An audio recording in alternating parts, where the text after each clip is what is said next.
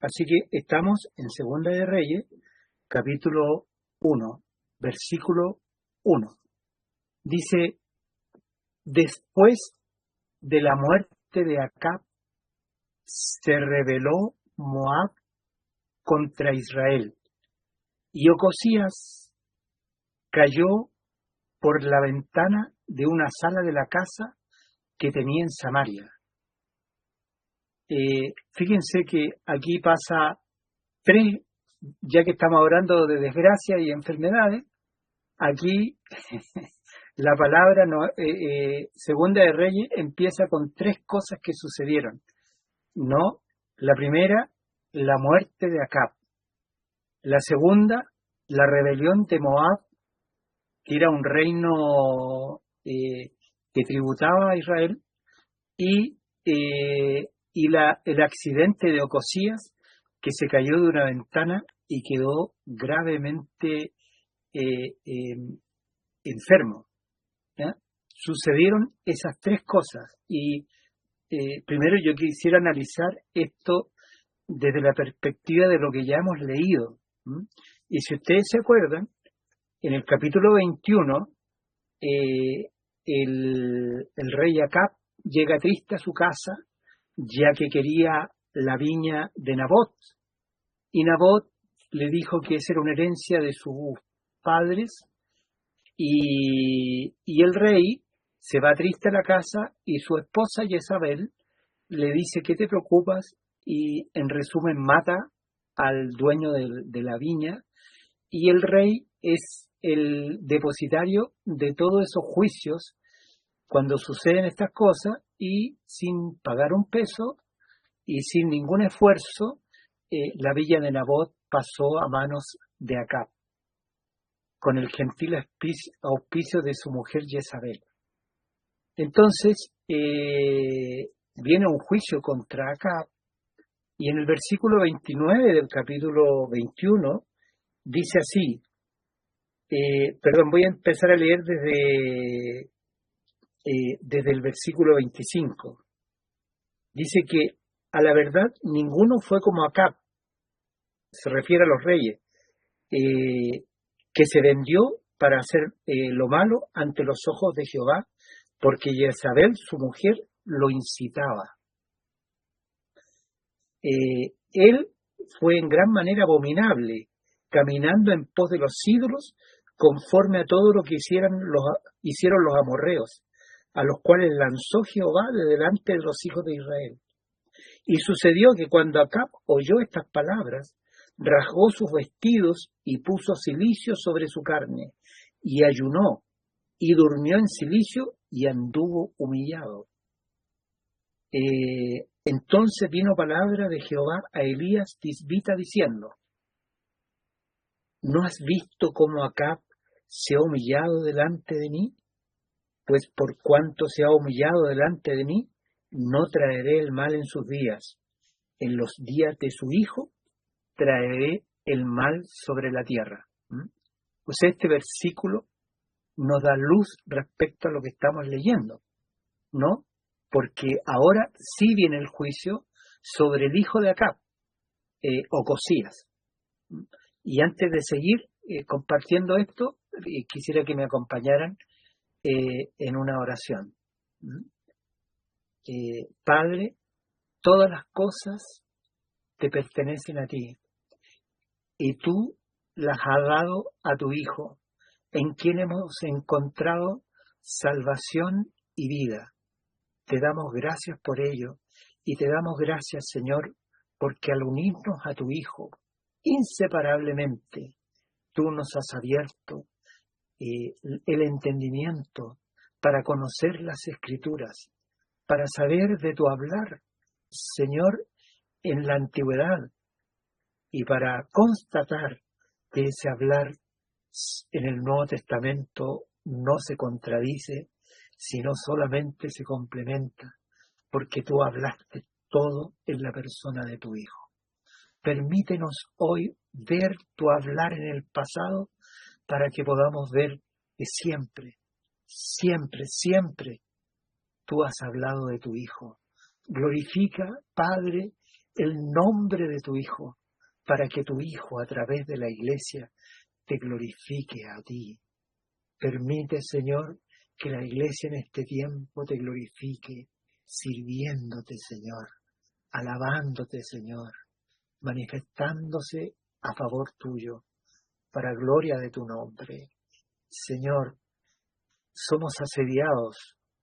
Señor, hay pesos que muchas veces se transforman en cargas para nosotros, pero te rogamos que no nos dejes caer en la tentación. Líbranos del maligno, que con sus lazos malvados trata de involucrarnos para sacar nuestros ojos de ti y ponerlos en las circunstancias, en las enfermedades, en los dolores, en los problemas.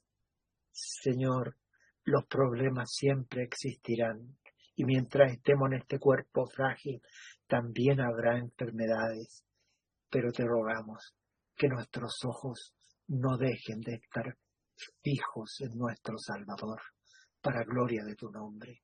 Te encomiendo esta lectura a ti, Señor. Encomiendo a cada hermano y hermana que está escuchando esta palabra, rogando, Señor, que tú abras el entendimiento, que la luz, Señor, pueda alumbrar la mente, para que de esa manera, Señor, destilen tus gotas, las gotas de tu palabra al corazón, a un corazón creyente para vida. En tus manos me encomiendo los oyentes en todo lugar, en cualquier lugar, y encomiendo esta palabra al Espíritu Santo. Gracias, Padre, en el nombre del Señor Jesús. Amén. Entonces, aquí a la muerte, hermanos, de acá, lo menciona aquí Segunda de Reyes como lo primero, ¿no? Y inmediatamente nos viene lo del capítulo 21, verso 29, que el castigo sobre Israel va a venir en la persona del hijo de Acab, que se llama Ocosías. Y junto con eso dice, se rebeló Moab contra Israel. O sea, la muerte de Acab trajo la rebelión de Moab, el juicio de Dios usando esta rebelión moabita, y la caída por la ventana del rey Ocosías. Ahora, estas tres cosas, ¿no es cierto? Que Ocosías, el rey, estaba de duelo, había muerto su padre, él llevaba 2 años en el trono y tiene que enfrentar esta rebelión, y más aún está en cama, muy seriamente herido. Y cuando está herido, muestra lo que había sido el reino de Israel del norte, cómo había sido establecido, ¿no? Establecido siempre sobre la idolatría, no sobre el Dios de Israel, sino sobre ídolos. Desde Jeroboam, el primer rey de Israel del norte, habían establecido la idolatría como su camino. Jeroboam para conservar el reino, y los que siguen de igual manera. Pero ya a la altura de Ocosías había recibido la cultura de su madre, que era idólatra, no pertenecía al pueblo de Dios. El rey Acab se había casado con la hija del rey del norte, y que eran practicantes de servir al dios Baal. Y no solo eso, sino que hacían prácticas de brujería. Esa era la condición de Jezabel. Y Jezabel estaba en el oído no solamente de su esposo Acab, sino también de su hijo Ocosías. Entonces, Ocosías, viendo esta adversidad y su enfermedad, dice, y envió mensajeros a los que dijo, id y consultad a Baal Zebub, Dios de Ecrón, si sanaré de esta enfermedad. Baal Zebub era un dios falso, manifestado en una imagen, ¿no es cierto?, en una estatua, y este dios se adoraba en Ecrón. Y Ecrón, si ustedes ven la historia bíblica, es una ciudad filistea. Los filisteos adoraban a Baal Zebub. Y miren, añadiendo la iniquidad, digamos, Israel tenía el Dios de Israel, el Dios que lo había sacado de Egipto, el Dios que se había enfrentado con el faraón y sus sacerdotes, el Dios que los había sacado con mano poderosa y habían atravesado no solo el Mar Rojo, sino también el Jordán, que con mano poderosa les dio la victoria sobre los pueblos cananeos, y ahora este rey, en vez de clamar al Dios verdadero, va a consultar a Baal Zebub. Y entonces los mensajeros parten a Ecrón, a la ciudad filistea, a cumplir el mandato real. Y el versículo 3 dice: entonces el ángel de Jehová habló a Elías Tisbita diciendo: levántate y sube a encontrarte con los mensajeros del rey de Samaria. Qué bonito es el ángel de Jehová. En el Antiguo Testamento representa al Señor Jesucristo. En el Antiguo Testamento el ángel de Jehová es Jesucristo, porque la palabra ángel significa enviado, el enviado de Jehová, y le habla a estos mensajeros. Recuerden esa historia de Josué cuando se encuentra con un hombre fuera del campamento. Él estaba caminando, meditando acerca de cómo iba a ser la toma de Jericó, y entonces se le aparece el ángel de Jehová y le dice: quita el calzado de tus pies, porque el lugar que pisas santo es. Son las manifestaciones de Jesucristo antes de su encarnación. Y entonces le da un levántate. O sea, esa levántate no es una invitación o una sugerencia, sino que es un mandato. Él dice: levántate, y le está hablando al siervo, o sea, Elías es el siervo, y sube a encontrarte con los mensajeros del rey de Samaria y diles: ¿no hay Dios en Israel que vais a consultar a Baal Zebub, Dios de Ecrón? Miren, el Espíritu Santo a través de Elías está hablándole a estos mensajeros. ¿No hay Dios en Israel? Y fíjense que en medio de toda esta maldad, de la maldad de Acab y de la permanencia de Jezabel haciendo todo tipo de iniquidades en medio de Israel, Dios seguía estando en medio de ellos. Miren, esto es muy interesante, porque Dios no abandona, ¿no es cierto? Es grande en misericordia, y el mismo Dios le dice: ¿no hay Dios en Israel que vas a otro lugar? Entonces los mensajeros dicen: pues bien, versículo 4, sigue hablando Elías, dice: pues bien, así dice el Señor, ya no te levantarás de tu lecho de enfermo, sino que ciertamente morirás. Así lo hizo Elías. Le profetiza de parte de Dios, y la profecía es: ciertamente morirás. El versículo 5 dice lo que pasa en el palacio cuando el rey, sorprendido al ver que sus mensajeros llegan mucho antes, ¿no es cierto? Es como fueron y volvieron de inmediato, Y eso le causa, le pregunta, dice, cuando los mensajeros, versículo 5, regresaron, el rey les preguntó, ¿cómo? ¿Ya están de regreso? Sorprendido, porque el ir a Hebrón eran bastantes jornadas, ¿m? No era ir a la casa del vecino. Entonces le dice, ¿por qué habéis vuelto? Porque claramente no habían ido a donde él los había mandado.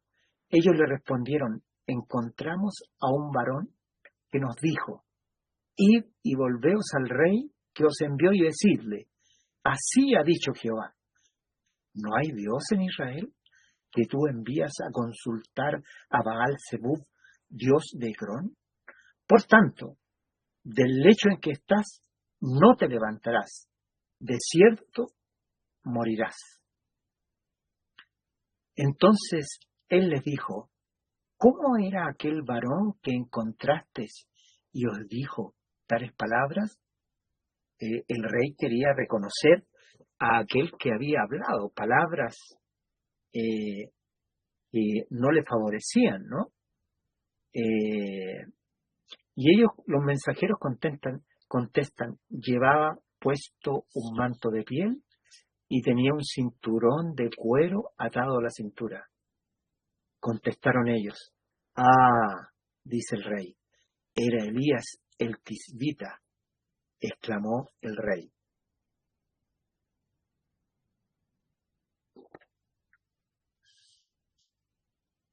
Ellos conocían muy bien a Elías. Elías era el que había detenido la lluvia por 3 años y medio. Era aquel que cuando oró volvió la lluvia. Era aquel que tiró por tierra a los 400 profetas de Baal y que se transformó en el enemigo número 1 de Acab que él buscó para matarlo. Y miren lo que hizo enseguida el rey Ocosías. Dice, y enseguida envió un oficial con 50 soldados a buscarlo. O sea, no creyó el mensaje y entonces el mismo afán de su padre lo tomó Ocosías. O sea, quiso matar al profeta y para asegurarse mandó a un capitán con 50 soldados para matar a un solo hombre, ¿no? El oficial a buscarlo con 50. El oficial fue, encontró a Elías sentado en la cima de un monte. Hombre de Dios, le dijo, el rey le ordena que baje. O sea, la orden de Dios era traerlo a palacio y ahí someterlo a muerte o a cárcel, ¿no? Entonces replica Elías, dice, si soy hombre de Dios, replicó Elías, que caiga fuego del cielo y te consuma junto con tus 50 soldados. Al instante cayó fuego del cielo y consumió al oficial y a sus soldados. Así que el rey envió a otro oficial con otros 50 soldados en busca de Elías.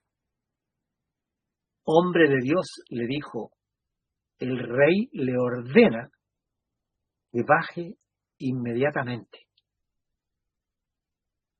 Si soy hombre de Dios, repuso Elías, que caiga fuego del cielo y te consuma junto con tus 50 soldados. Una vez más, fuego de Dios cayó del cielo y consumió al oficial y a sus soldados. Qué potente, ¿no? El ministerio de Elías. Y qué perseverante el rey, que no le importaba la vida de sus soldados, y mandó por tercera vez, en el versículo 13, y dice, por tercera vez el rey envió un oficial con otros 50 soldados. Cuando éste llegó hasta donde estaba Elías, se puso de rodillas delante de él y le imploró: hombre de Dios, le ruego que respete mi vida y la de estos 50 servidores suyos. Sé bien que cayó fuego del cielo y consumió a los 2 primeros oficiales y a sus soldados. Por eso le pido ahora que respete mi vida. El ángel del Señor le ordenó a Elías: baja con él, no le tengas miedo. Así que Elías se levantó, bajó con el oficial para ver al rey. Les recuerdo, hermanos, la caminata que tuvo Elías. No sé si ustedes se acuerdan, esa caminata llena de miedo, ya que la reina Jezabel lo había amenazado de muerte. Y aquí Dios le dice: no le tenga miedo. Y entonces Elías se levantó y bajó con el oficial para ver al rey, o sea, bajó al palacio del rey. ¿A quién le dijo? ¿Mm? O sea, ¿a quién le dijo? O sea, al rey. Tuvo palabra de Dios para hablarle al rey. Así dice el Señor: enviaste mensajeros a consultar a Baal-Zebub, dios de Ecrón. ¿Acaso no hay Dios en Israel a quien puedas consultar? Puesto que has actuado así, ya no te levantarás de tu lecho de enfermo, sino que ciertamente morirás. Así fue como murió el rey, según la palabra que el Señor había anunciado por medio de Elías. ¿Cómo Ocosías no llegó a tener hijos? Joram lo sucedió en el trono. Joram era el otro hijo de Acab. Y Ocosías no tenía hijos, así que el hermano de Ocosías, llamado Joram, lo sucedió en el trono. Esto aconteció en el segundo año de Joram, hijo de Josafat, rey de Judá. Y aquí pasa algo que pasó varias veces durante los reinados paralelos de Judá y de Israel, donde el nombre de los reyes eran personas distintas pero tenían el mismo nombre. El que sucedió, el hijo de Josafat, que se llamaba Joram, sucedió a Josafat en el reino de Judá. Y en el reino del norte de Israel sucedió a Ocosías su hermano Joram. Son del mismo nombre, pero son 2 personas distintas. Uno hijo de Acab y Jezabel, y el otro hijo de Josafat. Versículo 18. Los demás acontecimientos del reinado de Ocosías están escritos en el libro de las crónicas de los reyes de Israel. Nosotros fuimos a las crónicas en la semana pasada y vimos qué le había parecido a Dios la actitud de Josafat cuando fue a ayudar a Acab en la guerra, y cómo apenas volvió y se salvó por la gracia de Dios, Josafat, y cuando volvió fue reprendido por Dios, cuando le dijo: yo no te mandé, ¿no? Fuiste porque eras bonachón por tu propia cuenta, ¿se acuerdan? Entonces la Biblia nos va dando luz sobre algunas situaciones. Hermanos, pareciera esta historia una historia, ¿cómo decirte?, humana, como algunas de las hermanas dijeron: somos humanos, somos de carne y hueso, somos frágiles, como dice el libro de Hebreos. Pero esta historia es maravillosa, porque en la Biblia hay pares que representan situaciones gloriosas, y yo les voy a nombrar algunos pares. Por ejemplo, Moisés y Josué son 2 pares en la Biblia que nosotros tenemos que tener la claridad respecto a lo que sucede en el futuro, Moisés representa a Jesús de Nazaret, ¿no? Y Jesús de Nazaret, ¿qué trae? Trae el Evangelio, trae la ley de Dios, al igual que Moisés. Hebreo nos aclara, dice que Moisés era siervo, fiel en toda la casa de Dios, pero dice, el dueño de la casa era Jesús. Y él hace esa diferencia. Pero Josué representa a Jesús glorificado, ¿no? También es una representación de Jesús glorificado. Las dos representaciones, Jesús en la tierra y Jesús en el cielo. Otro par que les puedo mencionar, David y Salomón. David representa a Jesús hombre, ¿no? A Jesús de Nazaret. Es una figura casi perfecta, ¿no? De Jesús, salvo el pecado. David fue un pecador, pero representó a Jesús como rey en la tierra.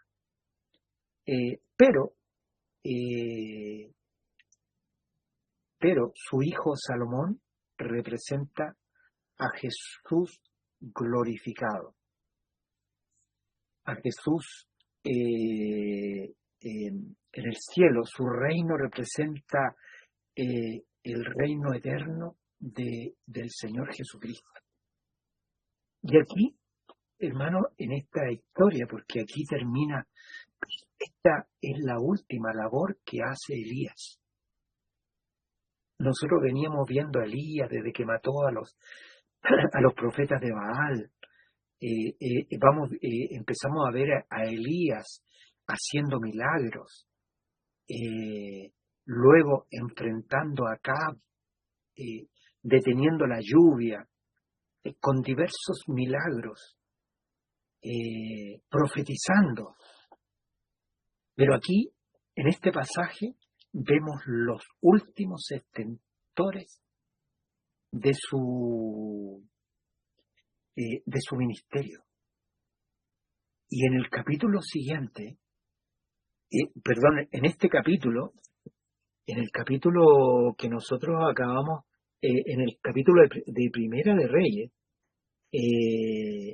en el versículo 19, en el capítulo 19, verso 19, se lee esto que les voy a leer en Primera Reyes 19. Uno puede comprender lo que sigue en Segunda Reyes porque conoce la historia, ¿no? La historia de Israel está escrita en la Biblia, y eso es muy hermoso. Dice, partiendo él de allí, recuerden este frenético recorrido que hizo Elías debido a la amenaza que le hizo Jezabel, que lo hizo llegar hasta el monte Sinaí, ¿no? Y luego, partiendo de allí, empieza esta historia, ¿no? Dice, partiendo él de allí, halló a Eliseo, hijo de Safat, que araba con 12 yuntas de bueyes, con 12 yuntas delante de sí, y él tenía la última. Y pasando Elías por delante de él, echó sobre él su manto. Entonces, dejando en los bueyes, vino corriendo en pos de Elías y dijo, te ruego que me dejes besar a mi padre y a mi madre, y luego te seguiré. Y él le dijo, ve, vuelve, ¿qué te he hecho yo? Y se volvió y tomó un par de bueyes y los mató, y con el arado de los bueyes coció la carne y la dio al pueblo para que comiera. Después se levantó y fue tras Elías y le servía. Y aquí tenemos, hermanos, dos parejas que también tienen una representación que es muy gloriosa, ¿no? En la primera, Elías representa a Jesús de Nazaret, al igual que las otras, porque nos van mostrando elementos de la vida de la vida de Jesús. Si nosotros volviéramos con Elías, tendríamos que ver claramente a Jesús de Nazaret, a sus milagros, a sus enfrentamientos con la cúpula de poder. Tendríamos que ver cómo Jesús enfrentó esa batalla y cómo murió en una cruz. Y quizás este capítulo 1 represente esa muerte, ¿no?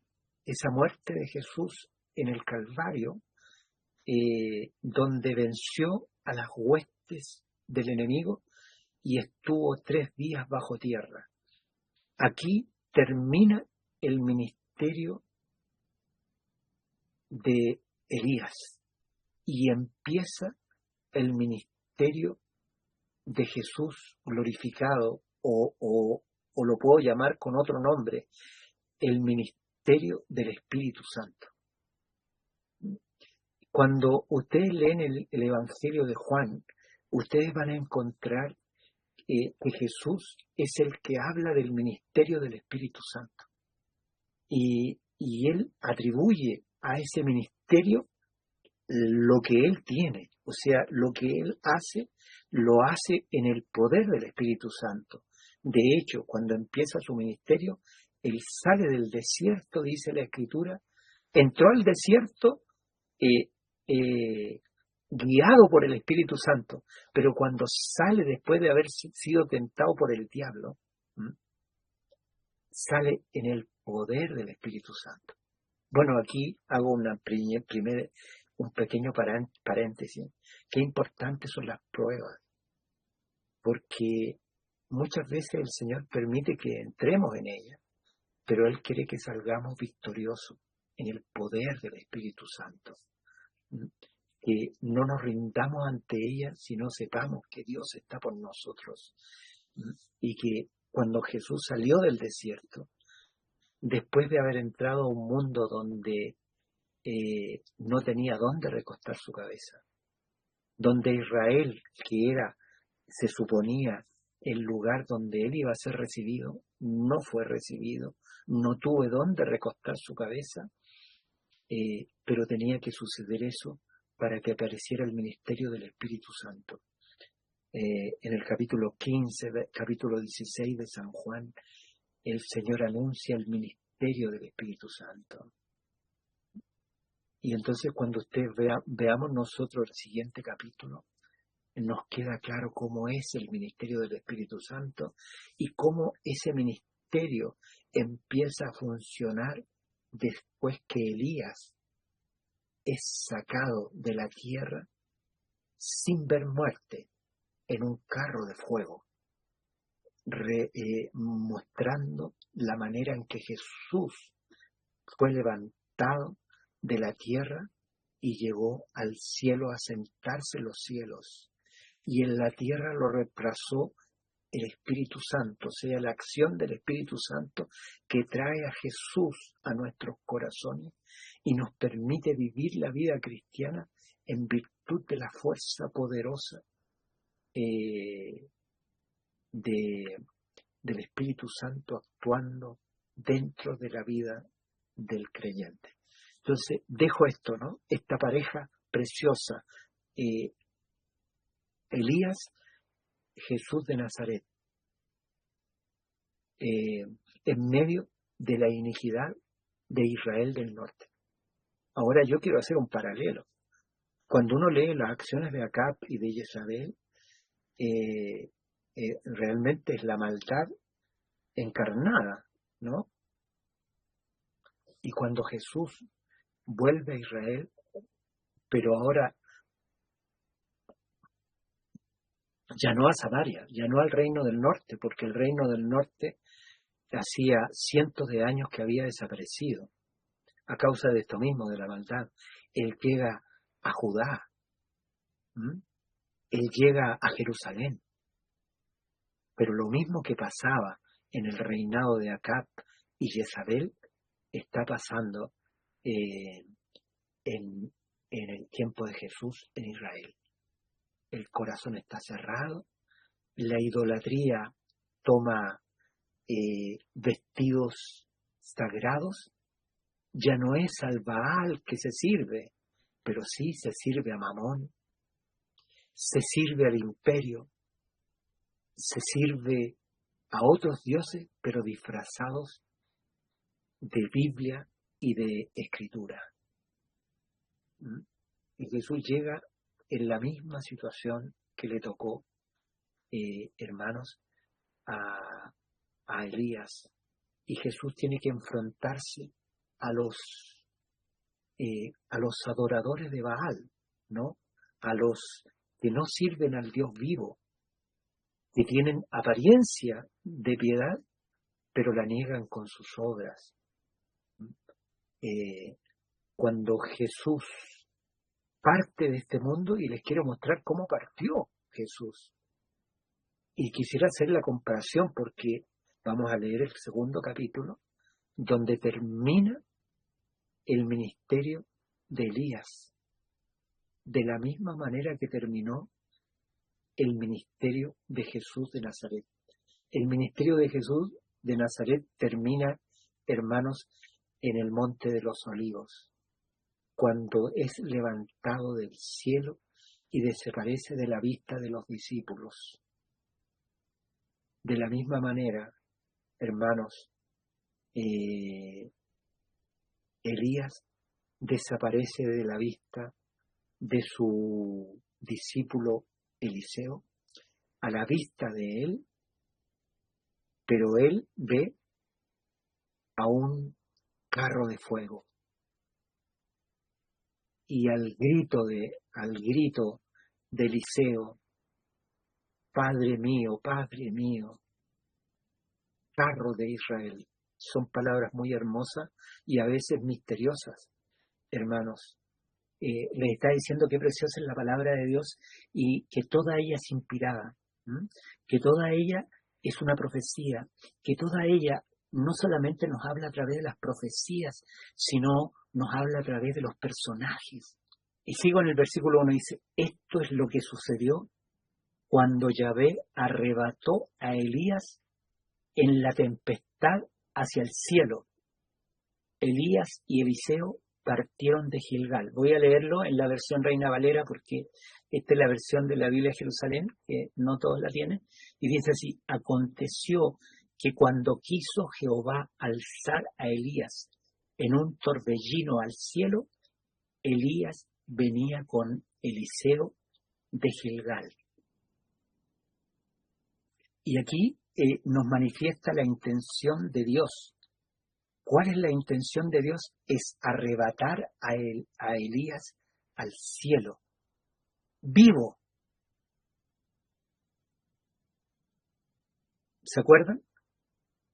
Hay algunos personajes en la Biblia que no murieron, sino que fueron arrebatados, como el que relata Génesis, ¿no? Caminó Enoc con Dios y Dios lo arrebató, ¿no? Aquí vemos el caso de Elías. El Señor lo iba a hacer subir vivo al cielo, y dice, en el torbellino, Elías venía de Gilgal con Eliseo. Hermanos, mire, Elías con Eliseo van haciendo un recorrido, y este recorrido es glorioso, porque muestra la obra del Señor Jesucristo, en figura, ¿no? Pero esta obra del Señor Jesucristo no la hace Elías solo, sino la hace con Eliseo, mostrando de esta manera cómo el Espíritu Santo hizo a través de Jesús las cosas, y el ministerio del Espíritu Santo, luego que Jesús fue arrebatado, continuó, el ministerio de Eliseo continuó después del arrebatamiento de Elías, y terminó de una manera gloriosa, porque él le pidió a Elías que tuviera el doble de su espíritu. Y Elías le dijo, si tú ves mi partida, entonces eso va a suceder. Y entonces Jesús le dijo algo maravilloso a sus discípulos. les dijo, ustedes van a hacer mayores obras que las mías porque yo voy al Padre.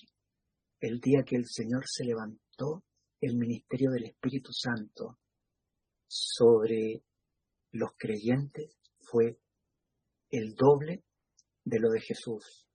Hermanos, eso es una realidad hoy día. ¿Por qué no pasan las maravillas?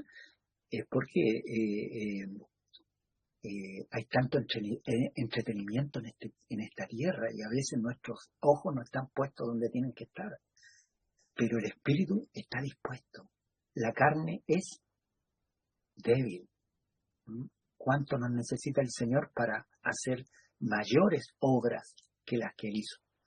Y luego dice, y dijo Elías a Eliseo, quédate ahora aquí, porque Jehová me ha enviado a Betel. Y Eliseo dijo, vive Jehová, vive tu alma, que no te dejaré. Descendieron pues a Betel. Miren, Gilgal, hermanos, es el primer lugar donde llegó Israel luego de atravesar el río Jordán. Y en ese lugar, ¿saben lo que sucedió? Sucedió que Josué circuncidó a todos los hombres, porque no habían, en el desierto no hubo circuncisión, pero apenas entraron en la tierra prometida, en Gilgal, se les cortó el prepucio a los varones y Dios hizo con ellos un pacto, es el lugar del pacto, y representa la muerte del Señor Jesús, porque la circuncisión representa la cruz. Nuestra circuncisión es Cristo colgando de una cruz. Esa es nuestra circuncisión. Y el pacto que Dios ha hecho con nosotros es en virtud de la sangre del Cordero. Jesús es el Salvador. Entonces aquí estamos recorriendo primero que somos el pueblo del pacto, que nos ha comprado con su sangre preciosa, que al igual que Israel, que tenía que marcar el dintel de las puertas para que el ángel de la muerte no entrara a esa casa, nuestros corazones están pintados con la sangre del Señor Jesús.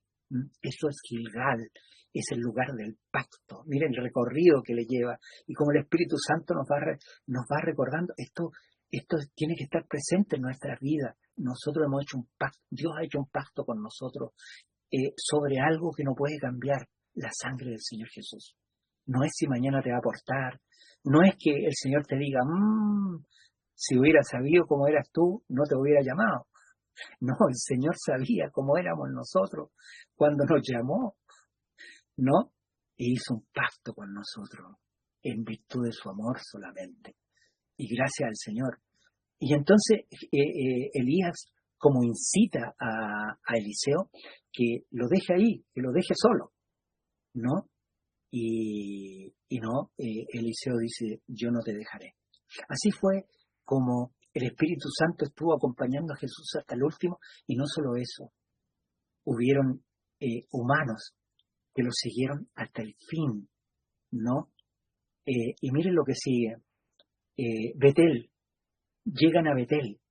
Betel es el lugar donde Jacob tuvo ese sueño, donde vio una escalera al cielo y vio a Jehová arriba en el cielo y los ángeles que bajaban y subían.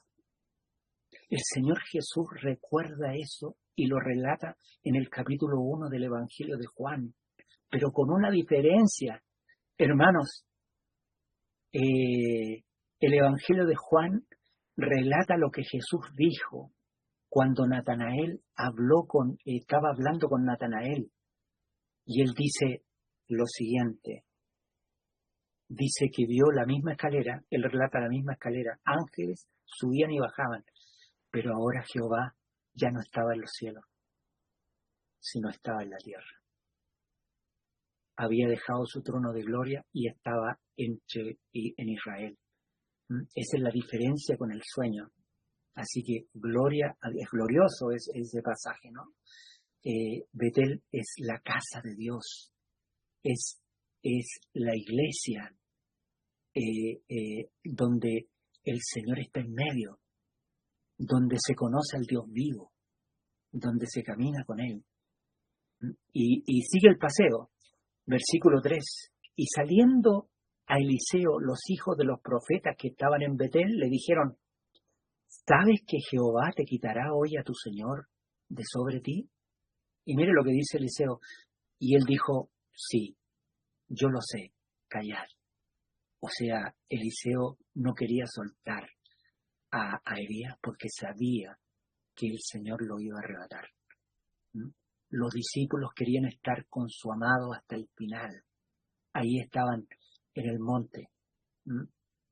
Y delante de ellos el Señor empezó a subir. Esto es paralelo. Esto es una figura de lo que va a suceder aproximadamente 800 años después, cuando Jesús desde el monte de los Olivos es levantado al cielo.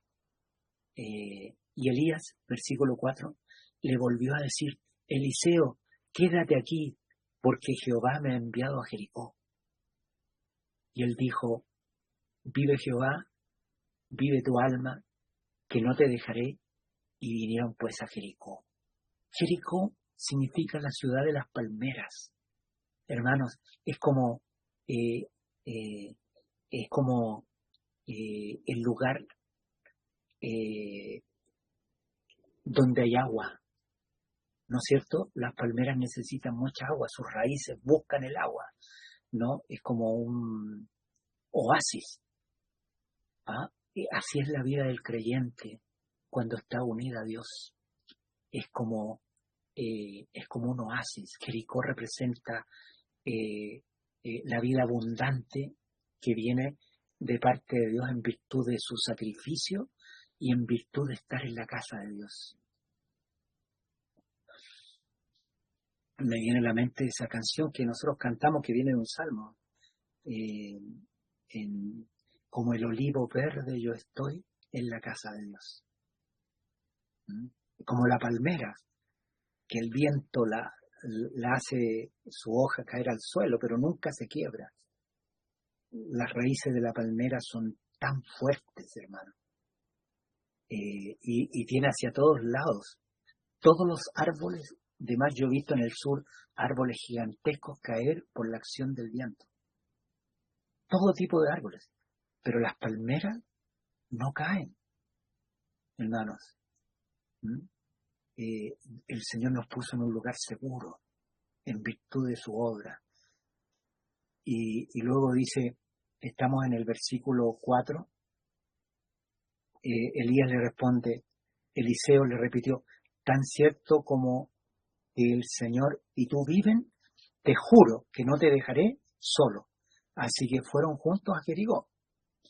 También allí los miembros de la comunidad de profetas de la ciudad se acercaron a Eliseo y le preguntaron: ¿sabes que hoy el Señor va a quitarte a tu maestro y a dejarte sin guía? Lo sé muy bien, cállense. ¿No? Él sabía lo que iba a pasar. Versículo 6. Una vez más Elías le dijo: quédate aquí, pues el Señor me ha enviado al Jordán. Pero Eliseo insistió: tan cierto como que el Señor y tú viven, te juro que no te dejaré. Te juro que no te dejaré solo. Así que los dos siguieron caminando. Hermano, el Jordán es el lugar donde se muere y se vuelve a la vida. Es el lugar de la purificación, ¿no? Es donde Juan el Bautista bautizaba para purificar.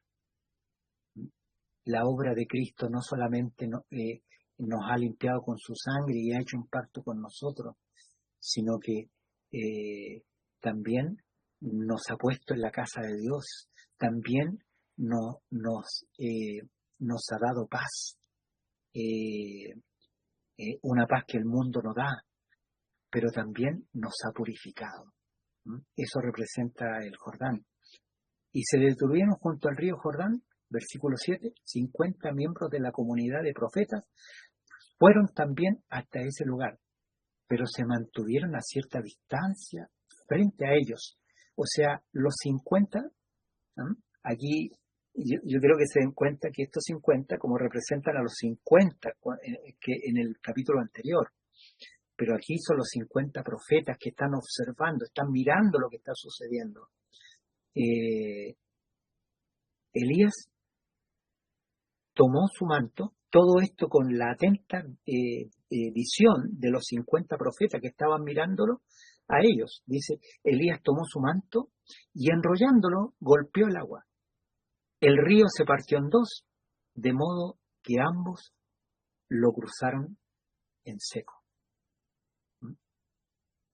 Jesús dijo, yo soy la vida. El Jordán representaba la muerte del yo, la muerte del hombre natural. Y la vida estaba en ese manto, ¿no? de Elías. Al cruzar Elías le preguntó a Eliseo, esta era la pregunta que Eliseo esperaba de siempre, ¿no? Y lo hizo pasar por todos esos lugares hasta que le hizo la pregunta del millón. Dice, al cruzar, Elías le preguntó a Eliseo, ¿qué quieres que haga por ti antes de que me separen de tu lado?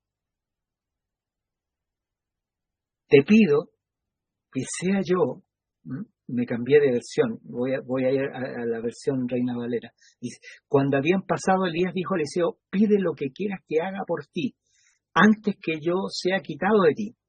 Y dijo Eliseo, te ruego que una doble porción de tu espíritu sea sobre mí.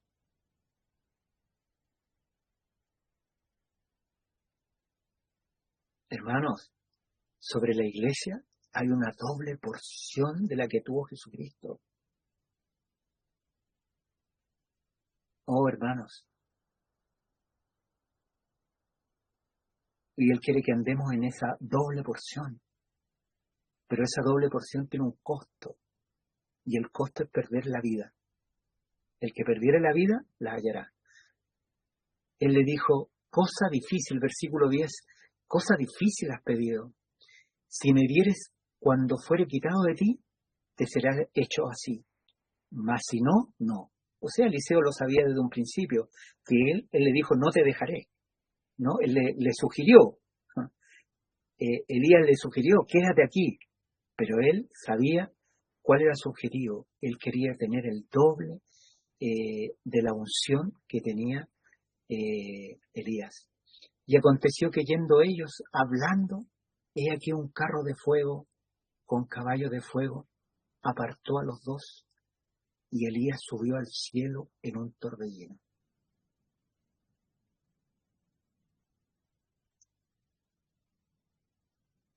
Eso fue lo que vieron los discípulos.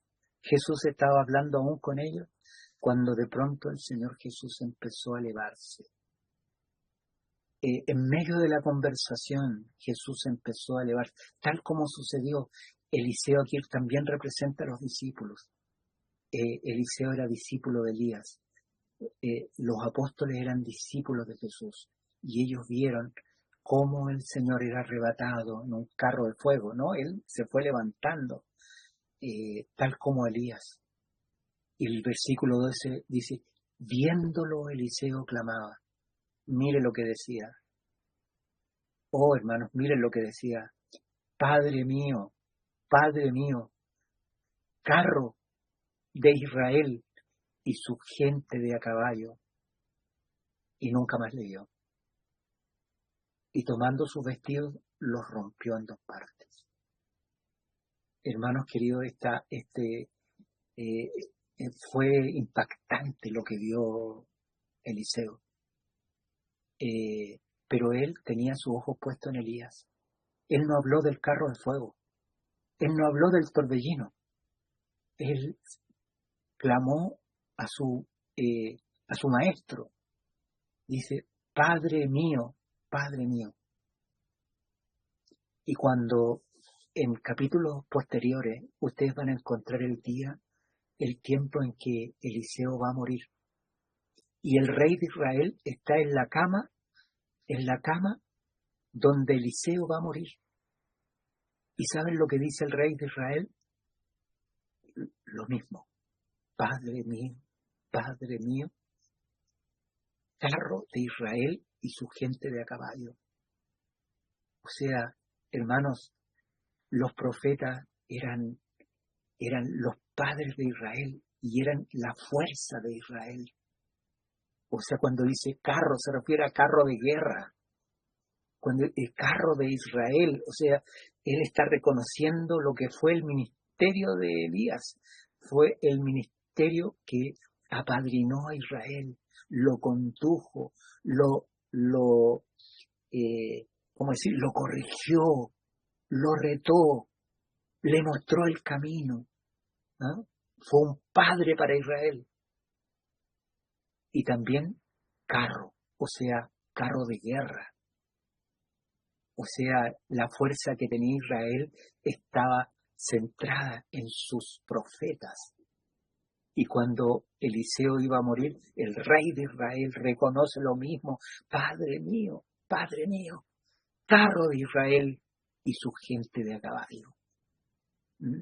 La fuerza, hermanos de la iglesia, está en sus ministerios, en la manifestación de Cristo a través de su cuerpo, a través de nosotros, no diciendo que hay personas especiales, sino que el Señor Jesucristo se quiere manifestar a través de cada uno de nosotros, y eso es nuestra fuerza. La fuerza no del humano, no la del que habla más bonito o del que dice que tiene nombres o es descendiente de este o del otro, sino que la vida del Señor Jesucristo, esa es la fuerza de la iglesia. Jesús es nuestro escudo, Jesús es nuestro pastor, Jesús es nuestro general, Jesús es todo para nosotros. Padre mío, carro de Israel y su gente de a caballo. Eso era Elías y luego Eliseo para Israel. Tomando sus vestidos, los rompió en dos partes. Una se iba con Elías y la otra se quedaba con Eliseo. Pero con una diferencia. Ahora Eliseo tenía el doble del espíritu de Elías. La iglesia tiene el doble del Espíritu de Jesús. Oh, que el Espíritu Santo nos haga comprender esto, que hoy día el Espíritu que está sobre la iglesia es el doble de la unción que tuvo Jesús. Por eso está llamada a hacer cosas mayores. Bendito sea el Señor. Versículo 13. Alzó luego el manto de Elías que se le había caído. Era importante, si no hubiera estado ahí no hubiera caído el manto, ¿no? Y aquí ven ustedes la razón por la cual tenía que estar ahí. Dice, alzó luego el manto de Elías que se le había caído y volvió y se paró a la orilla del Jordán. Y tomando el manto de Elías que se había caído, golpeó las aguas y dijo, ¿dónde está Jehová, el Dios de Elías? Y así que hubo golpeado del mismo modo, las aguas se apartaron a uno y a otro lado, y pasó Eliseo.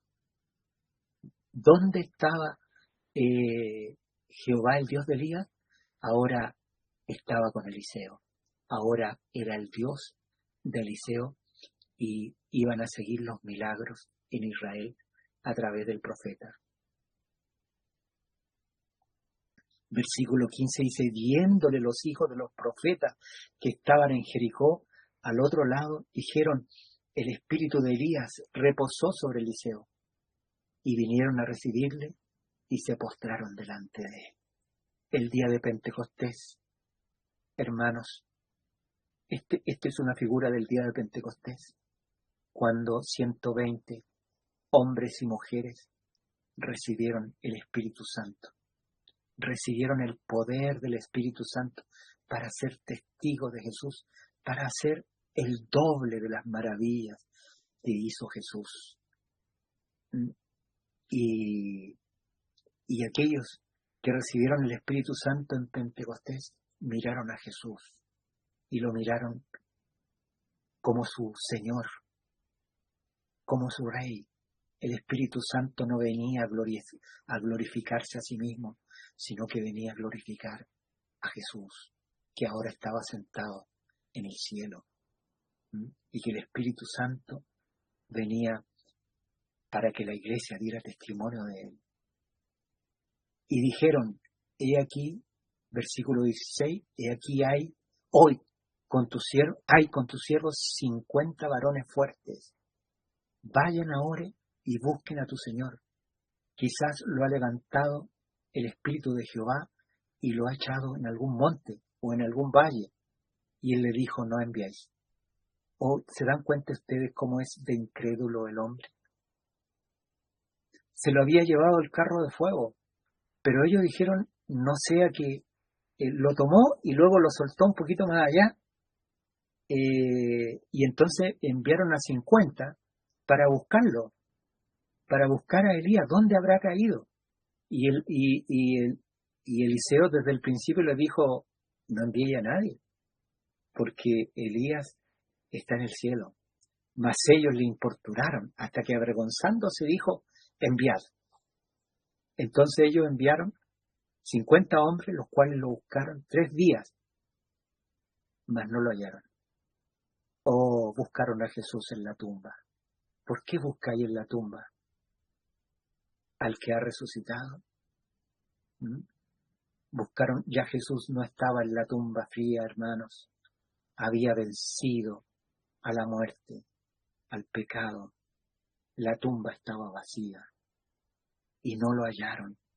Y cuando volvieron, en el 18, a Eliseo, que se había quedado en Jericó, así ahí quedó la iglesia, en el gozo de su Señor, llenos de gozo y del Espíritu Santo. ¿No os dije yo que no fuese?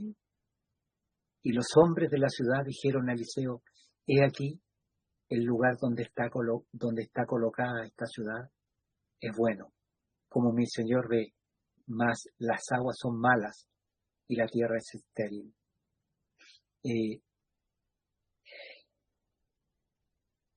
El hombre busca a Jesús en la tumba. Los discípulos habían dicho, cuando Jesús les dijo, es bueno que yo me vaya, ellos dijeron, no nos pase esto. ¿Cómo va a ser esto? Solamente cuando vino el Espíritu Santo sobre ellos, se dieron cuenta que Jesús durante 3 años y medio caminó con ellos, anduvo a su lado, pero cuando vino Pentecostés, ya Jesús no estaba afuera, sino estaba en cada uno de ellos. Y el diablo enloquecido, porque había sido derrotado por uno.